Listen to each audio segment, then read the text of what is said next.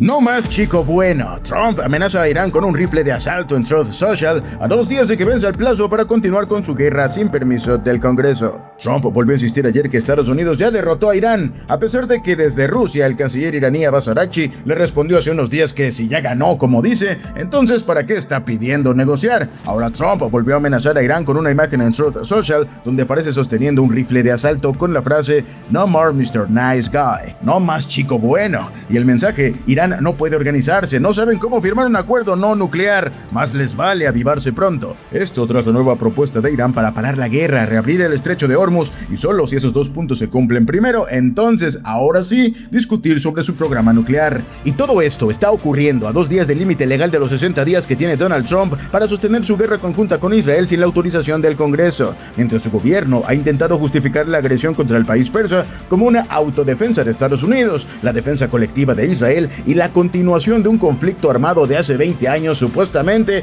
contra la agresión maligna de Irán. La ley de poderes de guerra obliga al presidente a terminar el uso de las Fuerzas Armadas después de 60 días, si no hay una declaración formal de guerra, la autorización específica del Congreso o una extensión legal. Solo puede alargar el plazo hasta 30 días más si certifica que es necesario para retirar a las tropas con seguridad. Trump notificó formalmente al Congreso sobre los ataques contra Irán el 2 de marzo, por lo que dispone del plazo legal hasta el 1 de mayo para continuar su guerra sin necesidad de aprobación legislativa. Ante este escenario, Time reportó que legisladores demócratas discuten la posibilidad de demandar a Trump si continúa la guerra en la que se metió y que consideran ilegal después del 1 de mayo. Trump no está satisfecho con la propuesta de 3 etapas iraní porque retrasa el punto del enriquecimiento de uranio y el límite de los 60 días aumenta la presión sobre el secretario de Defensa Pete Hegseth, quien comparece hoy ante el Congreso por primera vez desde que comenzó la guerra. La audiencia está presentada como discusión del presupuesto militar de 2027, pero AP reporta que el plan busca elevar el gasto de defensa a 1.5 billones de dólares y que los demócratas cuestionarán el costo de la guerra, el desgaste de municiones, las bajas civiles y la estrategia real frente a Irán.